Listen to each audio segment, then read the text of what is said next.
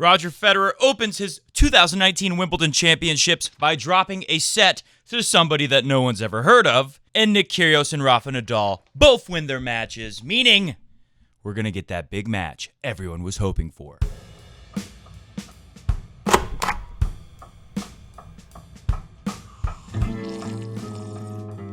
Last night, as a prank, Mr. Goat removed all of my strings from this all black RF97.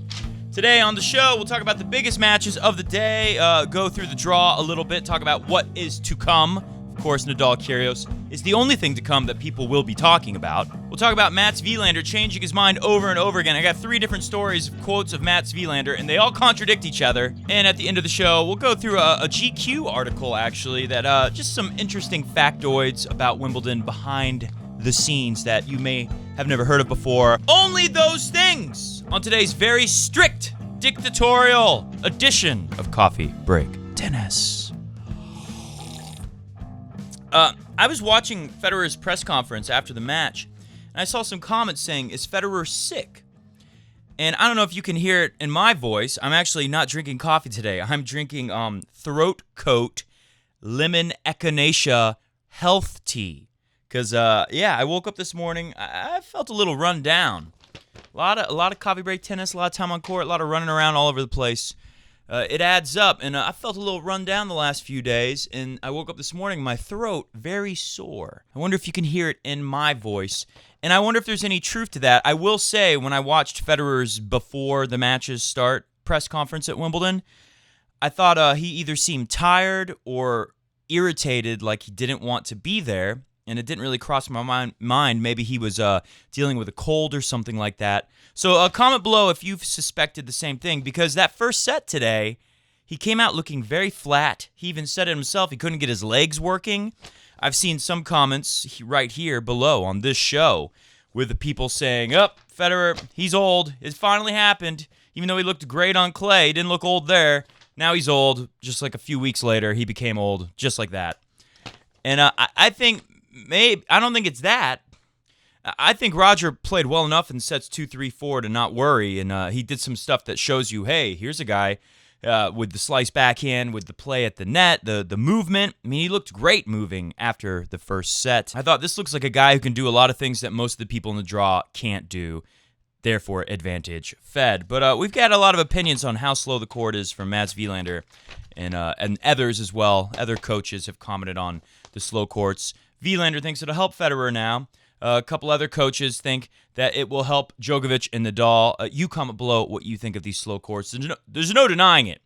Everyone thinks they're super slow. And, of course, comment if you think Roger Federer is sick. Let's just run through the draw really quick. Tomorrow we will get to see Djokovic and Kudla, which could be a little tricky, and we just want to see how is Djokovic serving. It's the most important thing, how well he can place his first and second serves. Also, see if he rallies a little better than his first match up. I feel like he could have been a little better off the ground, although, I mean, he was good. It just wasn't like, what we see Djokovic do sometimes. Leonardo Oscar Mayer Wiener and Hurkacz Rhymes of Latch from Poland. Those guys play each other. Winner will take likely Djokovic or Kudels. Felix Auger Aliassime. Got to see more of him. If he comes through Moutet, he'd get a granola bar or an Ugo Humbert, that French guy too. A lot of French guys here, huh? Medvedev and Popeye, Shardy and Cousin Fed, David Goffin the Gopher. Verdasco, who hasn't looked good on grass against Kyle Edmonds, should get through there. Karlovic and Fabiano, the guy who took out Tsitsipas. Anderson, Tipsarevic. That's a match you should watch, I think. Seppi and Guido Pella. Wawrinka, Riley Opelka. I know Wawrinka looked good, and he has looked good on grass so far, but Riley Opelka, that could be really tricky. We shall see what happens there. Raonic and Hassa, I think Raonic comes through. Kachanov, Feli Lopez. That bottom part of the draw is blown wide open. There's nothing there. It was already easy to start with, and it just got even better. I think Feli Lopez could come through, get a catch 'em all, the Poké Master, and if he does, this is the best opportunity he's ever had to make the semifinals. I think he can do it. I mean, this whole bottom quarter of the top half of draw, it's kind of terrible. All right, what else we got? Today's matches. Sam Querrey, I predicted he would beat Dominic Thiem. Dominic Thiem, to his credit, he started off strong enough, looked like he's going to be up 2 sets to love, And I think it just kind of wore on him. After he blew that second set, he was so disappointed with that.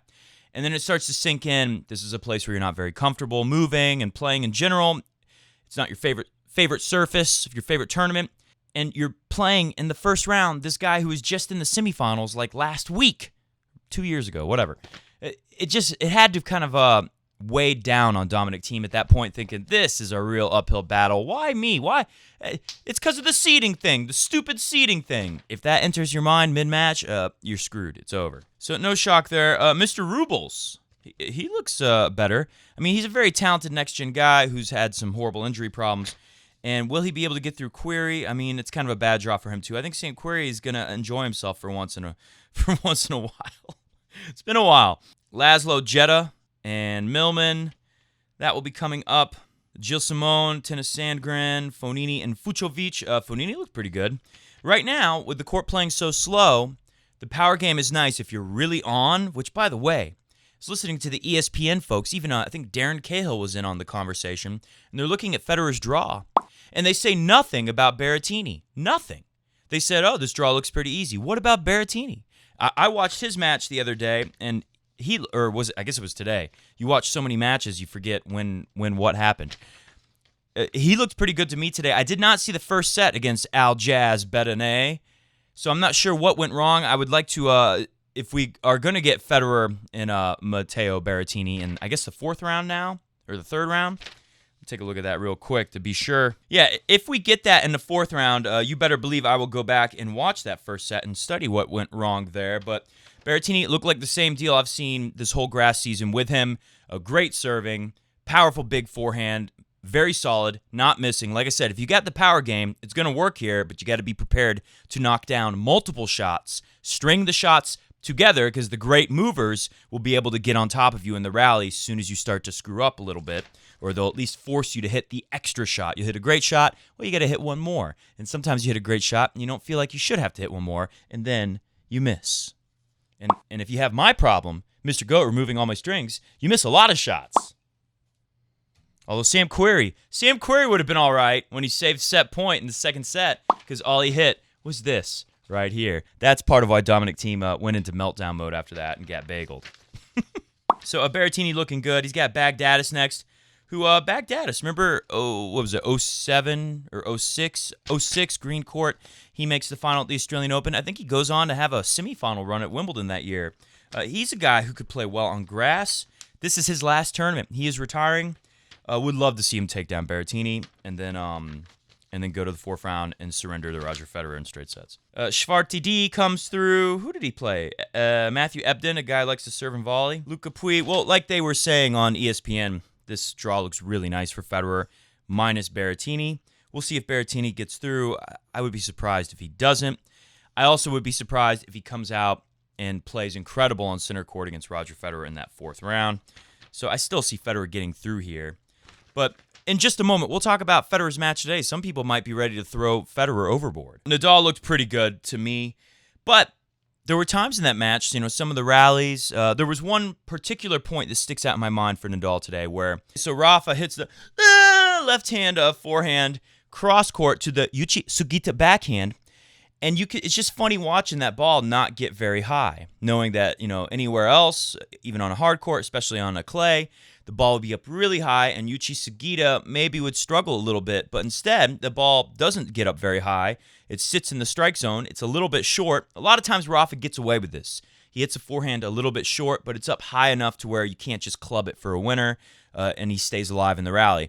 But on grass, the ball stays lower. Yuichi Sugita steps in and drives the two-hand backhand cross-court winner right past the Rafa forehand, one of the most feared shots in all of tennis. And I feel like if Yuichi Sugita was taller, and if he had a really big serve, if he was somebody else, Rafa might have struggled today. Rafa benefited from the small serve. But Rafa gets through 6-3, 6-1, 6-3, so you really can't complain about that. And he plays Nick Kyrgios next, who had a crazy match. In the fourth set, Nick Kyrgios basically tanked. I think the set was like 15 minutes long. I mean, the fourth set. Then he wins 6-1 in the fifth. Tsonga still looking good. some people were saying, oh, Federer only won Hala because the draw sucked, and when he plays real players, he's going to be he's in big trouble. And when he played Tsonga, some people said, oh, Tsonga's washed up, and Tsonga looks like the best he's looked in a long time right now. And we'll see. I think he gets through Berankis, who beat Shapo in straight sets, out 7-6, 7-0 in the first set tiebreaker. Shapo, man, this looks like a guy, from what I watched in this match, who doesn't know what he's doing anymore. Kind of like confidence less than zero, like with Sasha Zverev, which is a theme with the next gen. Man, almost all those next gen guys are gone. In our next video, I'm going to make a next gen misery index to show you. The next gen misery index will rank who's having a more miserable time living on the ATP World Tour from the next gen right now. I mean, how about Grigor Dimitrov being up 2 sets and then losing in 5? Misery index off the charts. I got one concern about Nadal Kyrgios, because even the media's asking him, oh, you said Nadal's salty, and then Kyrgios had an interesting moment. By the way, I didn't like Naomi Osaka kind of cutting off that media guy in the middle of his question and just ignoring him like he wasn't even a person. That felt a little bit like something Serena might do to me, and we all know how Serena treats the little people in her life. Just wanted to throw that out there. I didn't really like that. I feel for Naomi. I'm sure it was very hard on her. But maybe she should have addressed the media guy and said, I'm sorry to interrupt your question. I'm not feeling well. And then turn to the moderators. It's just something. I don't know. Maybe I'm being hypercritical there, but I didn't love that. And trust me, I know some of the people in that media room, not good people. So it's not about that. It's just try to be as good as you can to everybody around you all the time. Please. Nick Kyrgios being asked by the media and then cutting that guy off. And he was kind of rude to this guy. Although this guy was asking for it, getting into all this stuff, his question about this. The media guy basically asked, hey, you were on a podcast, you talked a bunch of trash about Rafa. Do you think it's going to make Rafa, like, really mad and, like, really want to, like, I think he said, like, crunch you or destroy you or something? Like, he used a word that I was kind of surprised the journalist went with. And then he's like, mate, what did Uncle Tony say about me first, mate? And he's like, well, I don't want to quote him exactly because I don't know the. Well, you're a journalist, mate. Shouldn't you know that? Shouldn't you be coming with the facts, mate? And he's like, well, Nick, since you know what Uncle Tony said, do you want to say it? And he's like, no, mate, that ain't my job. Anyways, all this Nick Kyrgios talking about how salty Rafa is, and he's got a feud with Rafa now. I like it. Don't get me wrong. I think it's good for tennis that we get people that hate each other. Ooh, I sound extra sick right now, don't I? I hope Federer's not sick. Although, comment below, wasn't Federer dealing with a cold in 2017, and then he wins the tournament without dropping a set? Maybe we want him to be sick. Anyways, all this extra drama, I don't know if it's going to help Nick Kyrgios bring his best stuff against Rafa. It's usually better when he's an underdog. So, I don't know. It's very interesting to see. The dynamic is changing between these guys. We shall see how it plays out. But when things get really hot, Kyrgios usually has a bad performance, and we don't see him for a while. He starts losing first round for a while. So I don't know. We'll see what happens there. Tsonga, big threat to Nadal. Just wait till you see Nadal play a guy with a big serve, and you'll see how things could get tricky on the surface. Cilic, he came out looking like one of those guys with all the shots you need to win here, but not solid enough in the beginning with Mannarino. And after a couple tie breaks, he totally found it, and he's got to be feeling the best he's felt in a while. He's got to be thinking, hey, my best moment, well, except for the crying. He was crying mid-match, surrendering in the final of Wimbledon 2 years ago. Some of his best moments have come here. He's got to be feeling pretty good now. It looks like he found what he was missing and was able to knock down a ton of shots against a guy who's pretty good on grass. Mannarino, very crafty. The court's moving slow. Plenty of opportunities to force you to hit extra balls. And Cilic up to the task. John Isner, very impressed. The consummate professional win today over Kasper Ruud. Play the song for a little bit. Kasper Ruud. Kasper Ruud. Isner, I hope people appreciate Isner more. I was talking to a guy recently, and he was saying, like, Isner's not just a serve. And another thing is, people should appreciate Isner's serve isn't great just because he's a big giant, right? It's nice to be tall and have the power and the extra angle coming from up high, but Isner has a great service motion. Isner is a great spot server. He hits spots very well. And Isner has done a lot to improve his game. He's gotten so much better at net over the years. He's got a great forehand. The biggest thing for Isner is just he's very slow. For his height, he's not. But compared to all these other pro athletes, pro tennis players who are some of the best movers in the world, he's very slow. That's always been the biggest problem for him. In the backhand, but his backhand's been getting better. He picked up right where he left off from Miami. If you'll remember, we were at Miami, Coffee Break Tennis, me and Mother. What a time we had. And one of the things I noticed at Miami that we talked about on the show was how the two-hand backhand up the line and just the desire to, I don't want to hit too many backhands. I don't want to be in rallies too long, kind of like what we see with Federer nowadays. And Isner just step in and rip the backhand. And I think he caught Casper Ruud by surprise with some of those backhands today. So that was a big part of the story too. John Isner looking very good, very solid. Wouldn't be surprised to see him and Federer playing in, what was it, the quarterfinal where they could meet, I believe? Yes, a quarterfinal. All right, we are running out of time again. A couple things on Roger Federer. So I see Federer come out, and the things I noticed the most is, one, he played great at the net today, but in that first set, there was 2 times where he came to net, and they were easy volleys, and he missed both of them horribly. It's like when Sasha Zverev yesterday said he missed an easy volley. No, he didn't miss an easy volley.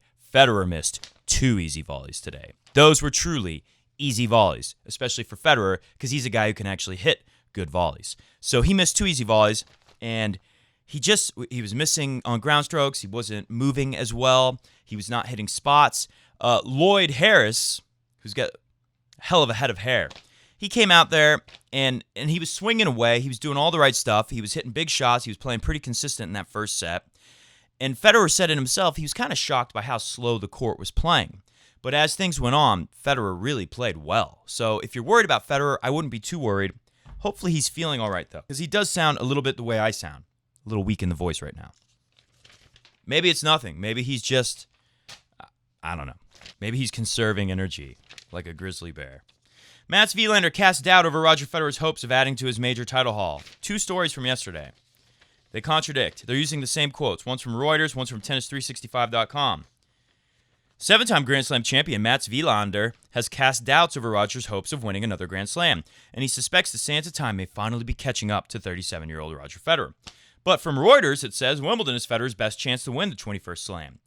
Wimbledon is Roger Federer's best chance to win at 37, but the Swiss Maestro is no longer an outright favorite, so both of these are kind of negative from Wilander. Give you the gist of it, and we'll move on because this stuff is boring. Why'd you print it, Matt? Okay, it's not that boring. Everyone loves to hate on Wilander now. It is kind of fun. Wimbledon is Federer's best chance. This is the only one that he has a chance to win. Australian Open, as long as it plays fast, I think Federer still has a chance there. He's not the favorite because of the 5 sets. I think we don't know how he's going to react in a couple of 5-set matches. I'm not sure if Federer is able to win in 5 sets anymore.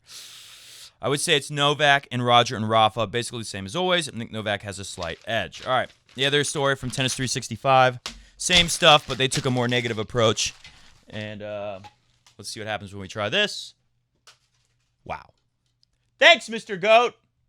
Up there sleeping in his goat boat after demanding I feed him over and over again. Court conditions at Wimbledon 2019 give unexpected boost for 2 players in particular, say respected commentators. Who are these commentators? Both Mark Pecci, Andy Murray's former coach and regular TV analyst on the regs, and Paul McNamee, a 5-time Grand Slam doubles winner, have both been quick to point out that they feel Wimbledon courts are playing the slowest they've ever seen. Pecci was the first to take to Twitter with his opinion, and McNamee then joined in from there. Looking at the pace of these courts, says Mark Pecci, I would have seeded Nadal number 1. Pecci was the coach of blah, blah, blah, blah, blah, blah, blah, blah, blah. Oh my God, the printer didn't print the one I wanted the most. No! Well, you know what? I actually have it on my iPhone because I typed it up. Because the stupid Express, it's from the Express. The stupid Express doesn't work with my app I have on my computer where I can remove pictures and junk and just print out the stuff that's important to reduce waste of paper. All right, here's what Wilander said after watching today's match with Roger Federer. He looked a little nervous at the beginning with Harris having a big game, a big serve. But then, of course, Roger worked it out, got into it more in the second set. Things start rolling. He looks good by the end. Very true. Nothing wrong with what Wilander says so far. And I do think that was part of it in the first set. Roger comes out there thinking, as he admitted, it's playing very slow. And here's a guy with some firepower that can out-hit me on a slow court. And maybe he gets a little bit nervous, a little bit tight or something like that. It doesn't mean that you're old if you're not moving well in the beginning. It could just mean you're a little bit tight, and usually the footwork will go if you start getting nervous. Got to keep those feet going. I was a little surprised he didn't come to the net more, but his opponent had a huge forehand from the back and hits the ball really hard. It looks like the courts are playing slower than ever, and some of those sliced backhands that Federer hit are hard to get to. Federer worked that out, and I really think these slow courts might favor Federer with that sliced backhand. A couple quotes from Federer on the match. I struggled a bit early on. I was a bit frozen. Things happened very quickly. He did very well, kept me nervous for a set and a half. It goes along with what Wielander's saying there. And I got into the match, and things started to change. It took a big effort, and I thought Lloyd played good. Mentally, I knew I was still there. Okay, so he's saying he knew mentally that Lloyd was going to get nervous as the match goes on because winning one set is far from winning 3 sets. So what is Mats Wilander saying? Is he really saying that because the courts are slow and Federer has a sliced backhand, now all of a sudden he thinks he's going to win the tournament? And we do not have time for GQ, the hidden economics of Wimbledon. If tomorrow's not totally insane day, we'll do it then. Also, there's going to be a bonus show tonight. It might come up after this, but if you're a patron saint, we very much appreciate you. Go over to patreon.com/coffeebreaktennis. There'll be a private post only for the patron saints. It will have a link to our bonus video where we'll talk about that big data scandal or whatever.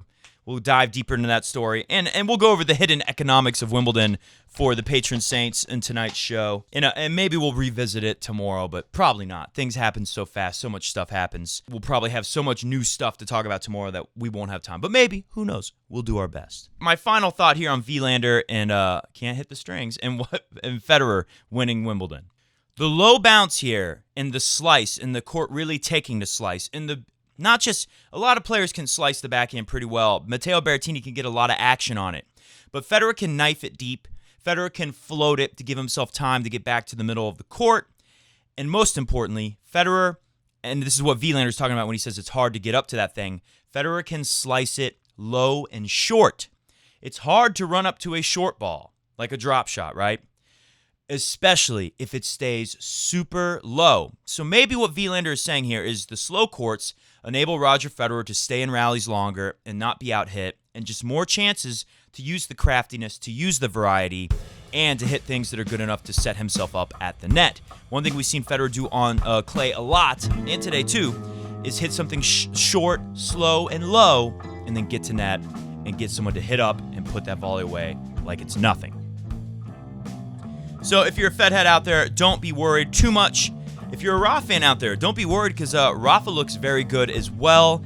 And just because some of the guys he's coming up against who have the games to scare Rafa, like Cilic or like Tsonga, for instance, I feel like the fact that those guys aren't at their very best, although Tsonga looks closer than he's been in a while, but still, you're not going to see Tsonga's at his very best right now.